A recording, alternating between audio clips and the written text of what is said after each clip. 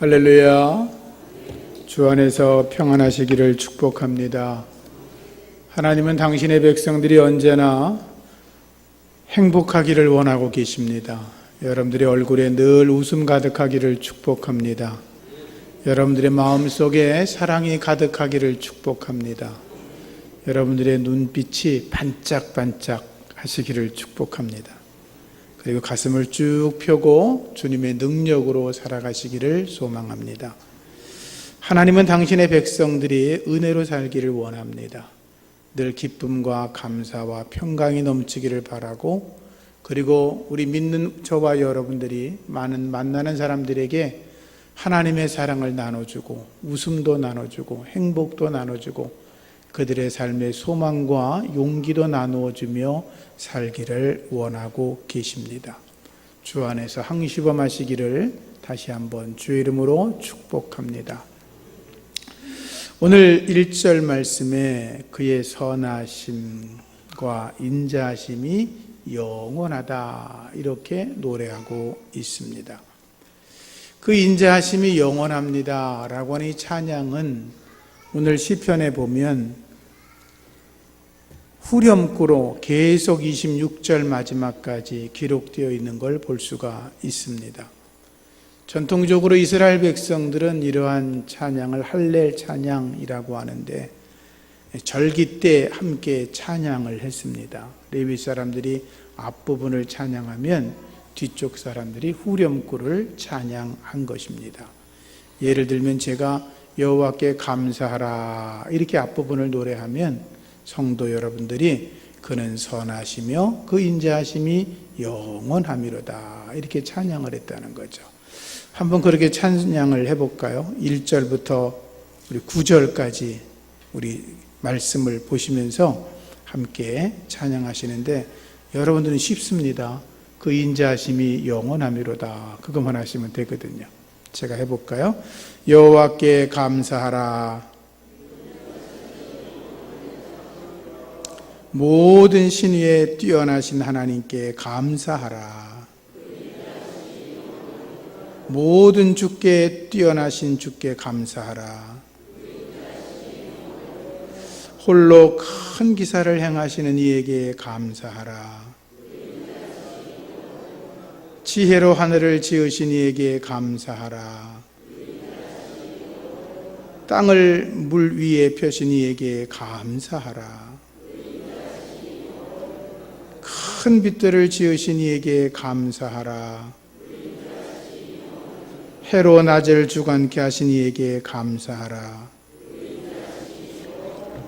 달과 별들로 밤을 주관케 하신 이에게 감사하라. 아멘. 이렇게 서로 찬양하면서 하나님께 감사하며 영광을 올렸던 거지요. 감사하라 라고 하는 말은 야다라는 말인데, 이 야다는 본래 찬양한다 라는 뜻입니다. 그러니까 하나님께 감사한다는 것은 곧 찬양한다는 것이고, 하나님께 감사하는 것은 곧, 하나님께 찬양하는 것은 곧 하나님께 감사하는 것이라고 성경은 우리에게 말해주고 있는 거죠. 마음을 다해서 하나님께 감사하고 찬양하는 성숙한 성도가 되기를 바랍니다. 그런데 말씀에 하나님께 감사하고 찬양해야 되는 이유가 있습니다. 그 이유는 하나님은 선하시고 그 인자하심이 영원하기 때문이라고 말씀은 기록하고 있습니다. 선하시다고 하는 것은 도덕적으로 영적으로 완전하다는 것입니다. 무슨 말이냐 하면, 우리가 성경을 읽고 살아가지만 삶 속에서 말씀을 100% 실천하지 못하잖아요. 그래서 예수를 믿는 사람들은 성경대로 살아야 돼, 완전히 하나가 돼야 돼, 그렇게 말하는 것처럼, 또 여러분들이 목사에게 목사님 강단에서만 그렇게 떠들지 말고 삶 속에서 그렇게 좀 살아보세요 그러는 것처럼, 그 두 가지가 완전하게 이루어진 존재를 선하시다라고 하는 거예요. 그런데 하나님께서는 당신이 말씀하시는 것과 자기 백성들을 향하여 베푸시는 사랑과 그 모든 행위가 완전하다는 거죠. 선하신 분이라고 하는 거예요. 또 하나는 인자하시기 때문이라고 말씀했어요. 하나님이 자기 백성들과 하신 언약은 인자하시다. 사랑이 충만하다는 거예요. 때로 우리가 죄 가운데 빠질지라도 하나님은 그 죄를 용서하시면서까지 우리를 향하신 하나님의 약속을 끊임없이 영원토록 지켜가시는 인자하신 하나님이라는 거죠. 그 선하시고 인자하신 하나님을 너희가 감사하며 찬양하라 라고 하는 거죠. 2절과 3절은 여호와 하나님은 탁월하신 분이다 라고 노래합니다. 모든 신들 위에 뛰어나신 하나님, 모든 주들 가운데 뛰어나신 하나님, 우리 하나님은 이 세상의 모든 어떤 신보다 뛰어나신 줄로 믿습니다. 우리 하나님은 이 세상의 모든 주권자들, 왕이나 통치자 어떤 누구보다도 더 뛰어나시는 역사를 주관하시는 하나님이십니다. 그래서 그분을 찬양하라라고 하는 것입니다. 사실 저와 여러분들이 믿는 하나님이 별 볼 일이 없는 분이라면, 악한 마귀 앞에서 꼼짝 못하는 신이라면, 만약에 우리 하나님이 우리를 이끌어가지 못하고 보호하지 못하고 저주와 죽음과 지옥으로 떨어뜨리는 존재라면 우리가 믿을 이유가 없지요. 그분께 감사할 이유가 없지요. 그러나 하나님은 우리를 지키시고 보호하시고 우리를 영원토록 이끄시는 분이십니다. 하나님은 천지를 창조하신 분이라고 우리가 읽은 말씀 속에 담겨 있습니다. 온 우주 만물을 창조하신 하나님, 세상의 그 어떠한 신도 우주 만물을 창조할 거라고 감히 상상도 하지 못하고 있는데, 여호와 하나님이 그것도 홀로 우주를 창조하셨다. 그 하나님께 영광 올려라 라고 하는 것이 오늘의 찬송의 노래인 것입니다. 여러분, 말씀 10절부터 우리 마지막 절까지 아까처럼 함께 주님을 노래하며 찬양하겠습니다. 10절부터 마지막 절까지. 애굽의 장자를 치신 이에게 감사하라. 이스라엘을 저희 중에서 인도하여 내신 이에게 감사하라. 강한 손과 펴신 팔로 인도하여 내신 이에게 감사하라. 홍해를 가르신 이에게 감사하라.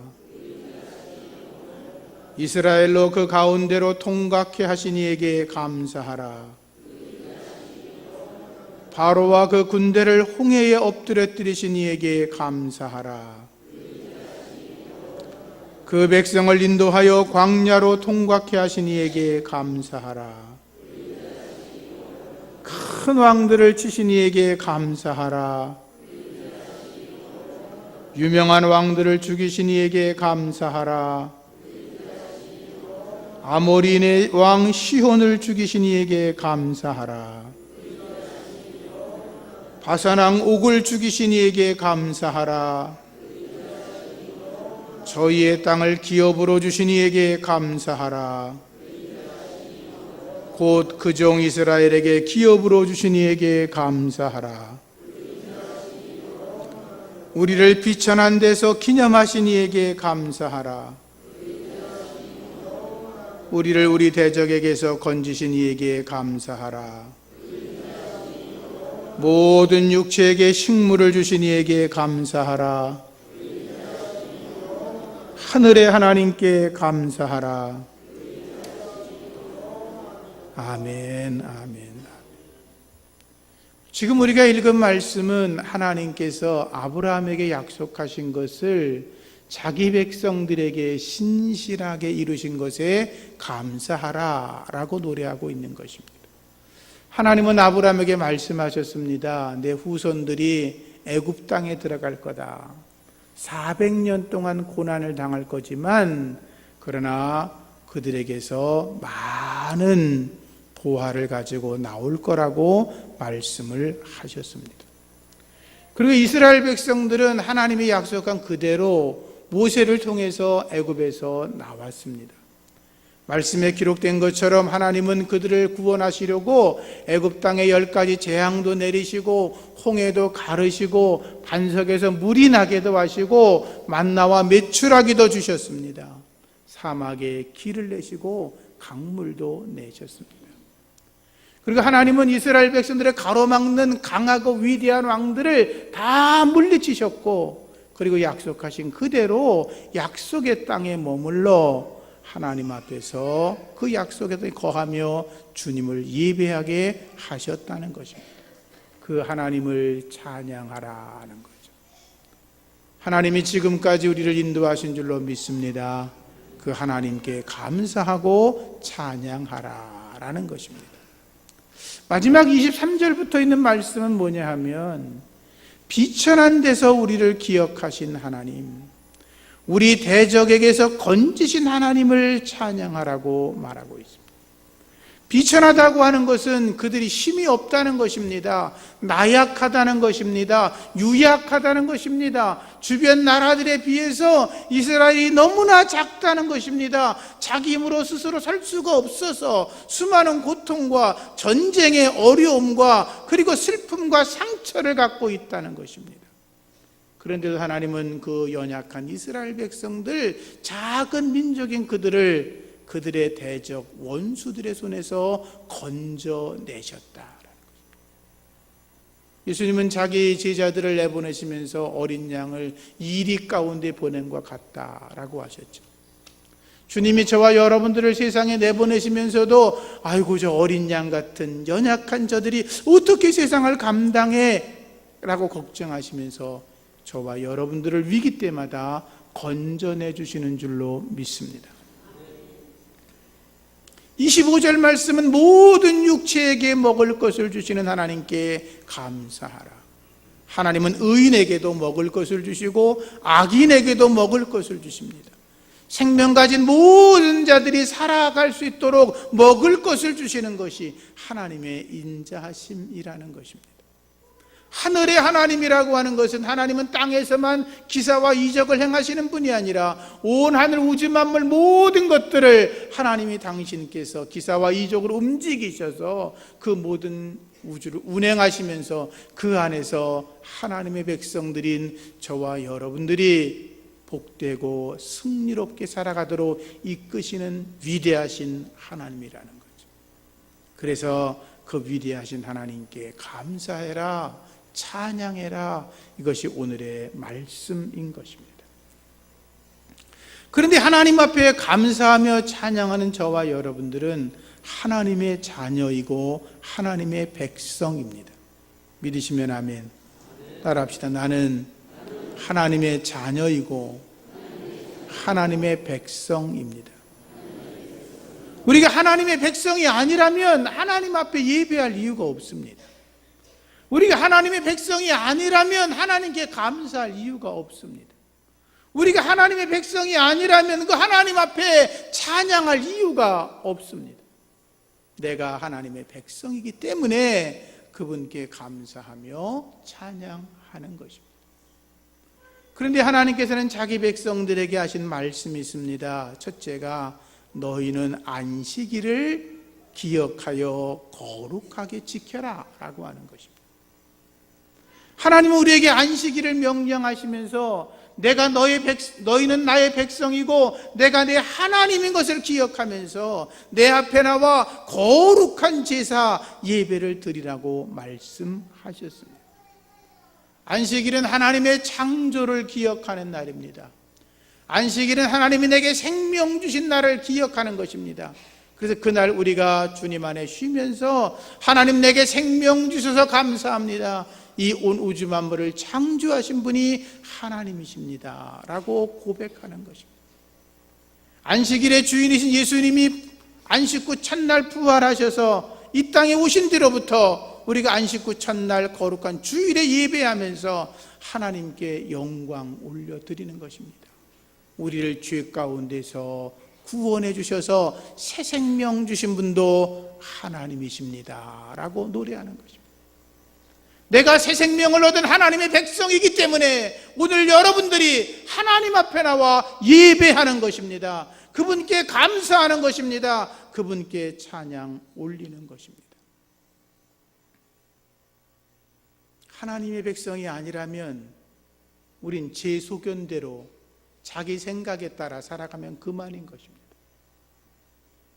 하나님의 거룩한 백성인 줄로 믿으시면 이 거룩한 주일을 감사함으로 신령과 진정으로 예배하며 나아가시기를 부탁을 드립니다.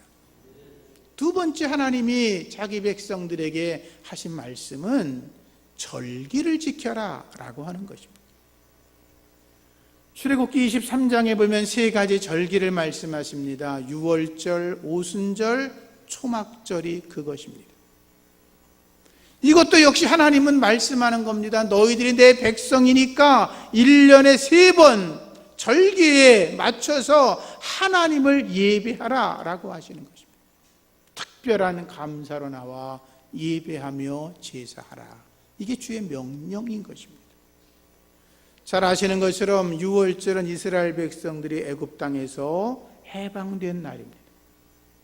어린 양을 잡아 피를 뿌려 좌우 문설주와 인방에 발라가지고 그 안에 들어가 있는 자들은 생명을 얻게 하고 바깥에 있는 자들은 다 죽음을 당하게 했습니다. 애굽의 장자가 죽지 않습니까? 이스라엘 백성들에게는 구원의 날이고 애굽의 백성들에겐 심판과 저주의 날이었습니다. 그런데 이 유월절은 신약에 와서 예수님의 십자가 부활 사건을 연결하고 있습니다. 예수님이 유월절에 십자가에 달려 죽고 유월절 하루 지나 부활하지 않습니까? 예수님께서 유월절에 어린 양으로 희생되신 사건이 바로 십자가 사건이고, 그리고 유월절에는 본래 누룩을 넣지 않은 무교병을 먹게 되어 있는데 그 누룩은 죄를 상징하는 것이거든요. 죄를 짓지 않고 거룩하고 성결한 삶을 살아가라고 우리에게 말씀하는 것이고, 그리고 유월절에 첫 열매를 하나님께 드리는 의식이 있었는데 유월절에 드리는 첫 열매는 안식일이 지난 다음 날 드리도록 되어 있었습니다. 예수 그리스도는 잠자는 자들의 첫 열매로 안식일 지나 그 다음 날 새벽에 부활하셨죠. 구약의 유월절의 사건은 예수님의 십자가 사건과 부활의 사건을 똑같이 이어서 말씀하고 있는 것입니다. 그래서 유월절 절기를 너희가 지키는 건 단순히 그때가 첫 열매를 얻을 때만이 아니라 너희가 구원받은 하나님의 백성으로 감사해라, 그런 말인 것입니다. 맥추절은 오순절, 칠칠절이라고도 하지요. 첫 열매를 거두고 50일째 지난 날을 오순절, 안식일이 7번 지났다 그래서 77이 49, 77절 이렇게 이야기도 합니다. 그런데 이스라엘의 맥추절, 구약의 맥추절은 신약의 오순절과 이어지는 것입니다. 그래서 구약에서도 오순절, 77절 이렇게 부르는 거죠. 신약의 오순절에 무슨 사건이 일어납니까? 성령 강림의 역사가 일어납니다. 성령 강림은 교회의 시작을 말하는 것입니다. 하나님께서 당신의 거룩한 백성들에게 죄에서 용서받고 예수를 나의 주로 믿는 그 백성들에게 부어주시는 성령의 놀라운 역사가 임한 날이 바로 오순절, 그 날이 바로 맥추절이었던 것입니다. 너희가 구원받은 백성으로 맥추절을 당하여 그 오순절 성령 강림이 일어난 그날 하나님께 크게 감사하며 나와라 라고 하는 것이 맥추절 절기의 의미인 것입니다.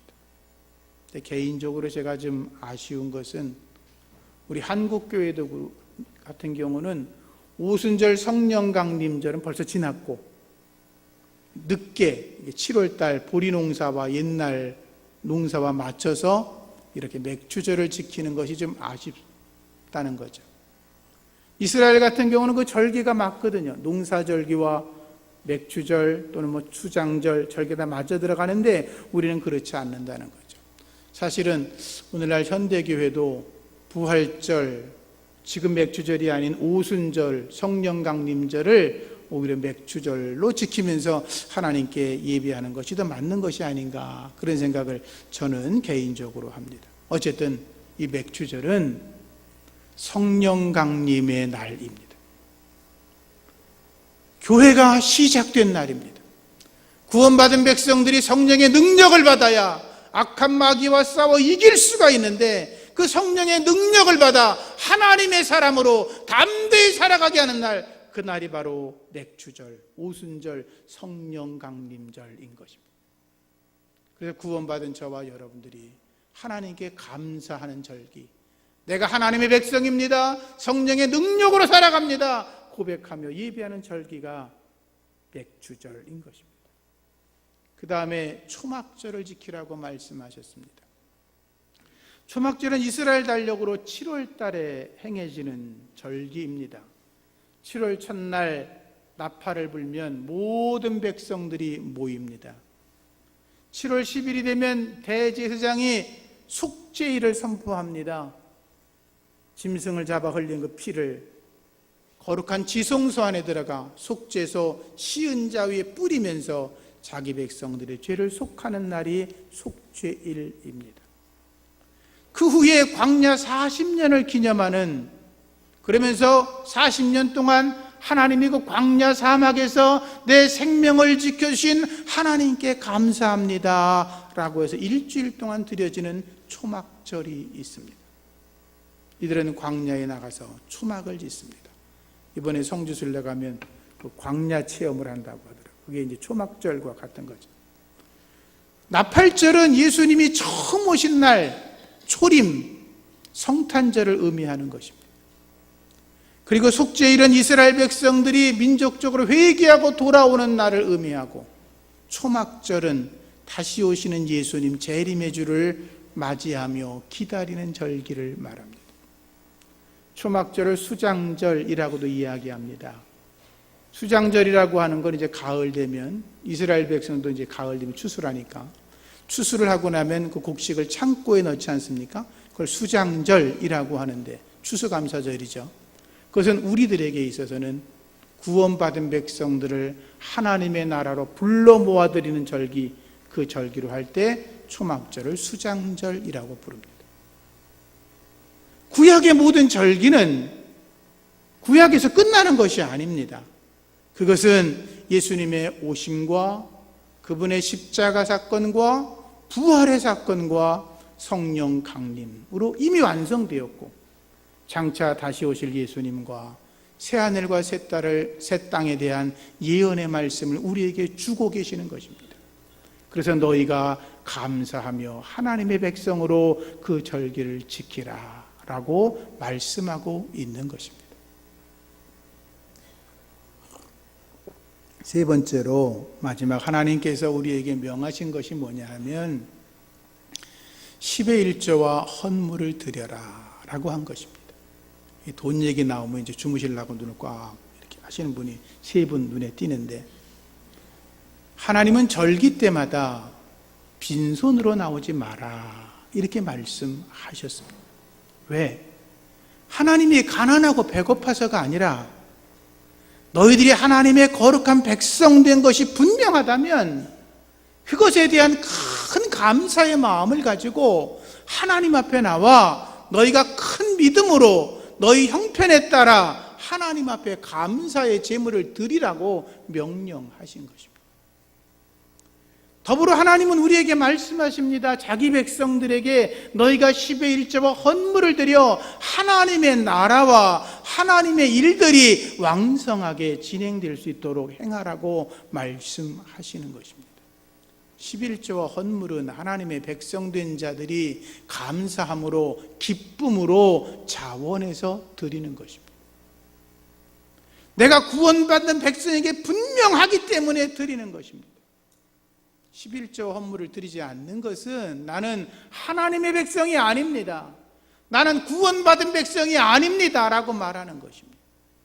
여러분들이 대한민국 국민이니까 국가에 원하든 원치 않든 세금을 내지 않습니까? 세금은 좀 강제적인 게 있죠. 그래서 나라에서 볼 때 세금을 내지 않는 세금 체납자들은 도둑놈과 같은 것입니다. 그래서 하나님께서 10의 1조와 헌물을 드리지 않는 자들을 향하여 도둑질하는 것이다 라고 말씀하고 있는 거죠. 하나님은 말씀하셨습니다. 10의 1조를 드려봐라. 그러면 내가 하늘 문을 열겠다. 복을 쌓을 곳이 없도록 주겠다. 너희 땅이 아름다워지겠다. 모든 이방 사람들이 너희를 보고 야, 복되다고 말할 거다라고 하셨습니다. 엉뚱한 질문하겠습니다. 11조를 드리지 않는 분들에게 제가 묻겠습니다. 11조 안 드리셔가지고 살림 좀 나아지셨습니까? 11조를 드리는 분에게 제가 묻겠습니다. 11조 드려서 살림이 망가졌습니까? 하나님은 자기 백성들을 향하여 책임지는 줄로 믿습니다.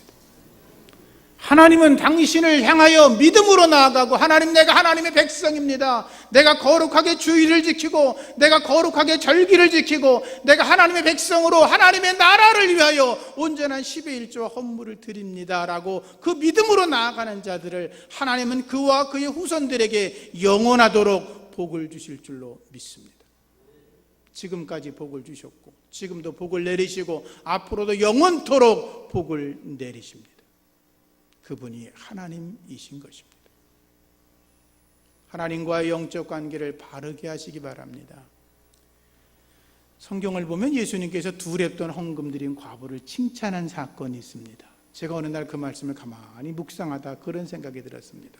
인간적으로 말하면 그 과부는 가진 것이 없는 여자입니다. 어쩌면 잠잘 때도 제대로 잊지 않았을런지도 모릅니다. 두 랩돈은 크게 계산해도 20원밖에 안 됩니다. 그리고 그 돈을 헌금하면 그 돈은 그녀에게는 자존심입니다. 마지막 주머니에 쥐고 있는 겁니다. 그걸 쓰고 나면 그 다음 점심을, 저녁을 그 다음 날 굶을지도 모릅니다. 그러면 우리가 인간적으로 생각하면, 아줌마 그거 헌금하면 안 돼. 그거 가지고 주머니에 갖고 있다가 정말로 필요할 때 그 돈을 써야지. 왜 헌금해? 이렇게 말해야 옳습니다. 그런데 주님은 그녀를 칭찬하십니다. 왜? 그녀는 자기가 구원받은 백성으로 하나님에게 감사하는 마음으로 자기의 모든 걸 드렸기 때문입니다. 돈을 많고 적게 드린 게 아니라 하나님을 향한 진정한 감사가 그녀의 마음속에 있었던 거죠. 제가 고등학교 때 버스를 타고 갈아타면서 교회를 다녔습니다. 헌금 바구니가 이렇게 지나가면 양심이 드리고 싶은데 없으니까, 그래서 어느 날부턴가 헌금 바구니가 지나가면 버스표 2장, 토큰 2개를 헌금을 했습니다. 그 버스 타고 갈 건데, 주일이 되면 아침은 굶고 교회를 가고, 점심은 없으니까 건너뛰고, 저녁은 그냥 끝까지 버티다가 집에 가서 그냥 허겁지겁 밥을 먹으면서 예배를 드렸습니다. 부흥회 때 헌금할 돈이 없으니까 제 옆에 한 친구가 뻔히 나를 아니까 자기 이름 쓰면 내 이름을 적어주더라고. 그래도 어느 날 헌금 시간이 되는데 헌금할 게 없는 것에서 저도 모르게 기도했습니다. 하나님, 제가 주님 앞에 드릴 돈은 없습니다. 주님께 제 몸을 받아 주시기를 바랍니다. 당신의 도구로 사용하여 주시옵소서라고 기도했습니다. 복을 받으려고 그렇게 기도한 게 아니라, 내가 하나님의 백성이 된 게 분명했기 때문에, 내가 구원받은 사람에게 분명했기 때문에, 내가 하나님의 나라에 위해서 쓰임받아야 될 것이 분명했기 때문에 그분 앞에 그렇게 기도했던 것입니다. 하나님은 하나님의 백성된 자들이 하나님의 나라와 그의 영광을 위해서 명령하신 것이 11조와 헌물을 드리라고 하는 것입니다. 여러분, 가정이나 교회에서 자녀가 없으면 교육비가 필요하지 않습니다. 죽은 사람에게는 돈이 들어가지 않습니다. 그런데 하나님의 교회가 아무 일을 하지 않으면 돈이 필요 없습니다. 죽은 교회는 아무것도 하지 않습니다. 그러나 여러분들이 섬기는 이 교회가 살아있는 교회라고 믿고 살아있기를 원하면 하나님 앞에 참된 예물을 드려 이 교회가 살아 움직이도록 여러분들이 마땅히 해야 될 줄로 믿습니다. 여러분 보십시오. 살아있는 사람은 먹고 자는데 비용이 듭니다. 공부합니다. 자기개발합니다. 미래를 설계합니다. 자녀를 양육합니다. 때로는 저축도 합니다. 왜? 살아있으니까. 하나님의 교회는 하나님의 나라를 위해서 일해야 합니다. 그들이 선교하고 선교사를 보내고 해외에 교회를 개척하고 주변의 어려운 교회를 돕고 목회자들에게 생명의 능력을 부어주고 가난하고 고통당하는 사람들에게 나누어주고 섬기고 그 외에도 많은 일들을 해야 되죠. 왜 못합니까? 왜 이스라엘 백성들이 하나님 앞에 책망을 받습니까? 그들이 11조를 안 드리니까, 헌금을 안 하니까, 고통당하는 백성들을 섬기고 싶어도 섬길 수가 없었던 것입니다. 하나님의 일꾼들, 레위 사람들, 제사장들을 먹이고 싶은데 헌금을 하지 않으니까 아무 일도 일어나지 않았던 것입니다. 그래서 하나님이 책망하신 것입니다. 바울의 선교 동역자이고 천막 사업을 했던 브리스길라와 아굴라가 바울을 만나 예수를 믿고 자기들이 하나님의 사람인 걸 알았습니다. 그리고 자기의 모든 사업을 선교 사업으로 돌리지 않습니까? 그것 때문에 아시아와 유럽에 복음이 전해지게 된 겁니다. 예수님과 예수님의 제자들이 복음을 전하고 다닐 때 그 일을 감당할 수 있었던 것은 예수님 주변의 많은 여인들이 물질로 공개했기 때문이었습니다. 오늘날도 하나님의 거룩한 교회들이, 힘있게 일하는 교회들은 이름 없이 빚도 없이 하나님의 나라 위해서 정직한 10의 1조를 드리고 헌물을 드리고 보이지 않는 수많은 예물을 드리기 때문에 그 교회들이 주의 일을 감당하고 있는 것입니다. 여러분들이 하나님의 백성인 걸 믿으십니까? 하나님의 자녀라고 믿습니까? 주의를 거룩하게 지켜 하나님께 감사해요. 여러분이 하나님의 백성에게 분명합니까?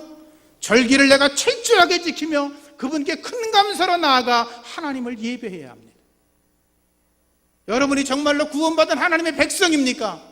그렇다면 기쁨으로 10의 1조와 헌물을 드려 하나님의 나라 위에 쓰임받기를 축복합니다. 그러면 하나님께서 여러분들과 여러분의 자녀를 믿음의 명문 가문 세워주시는 줄로 믿으시고, 정말로 믿는다면 믿음의 사람으로 살아가시기를 축복합니다. 하나님 감사합니다. 여호와께 감사하라. 그는 선하시며 인자하심이 영원하다라고 했습니다. 저희가 그 말씀대로 살아가게 하여 주시옵소서. 예수님 이름으로 기도합니다. 아멘.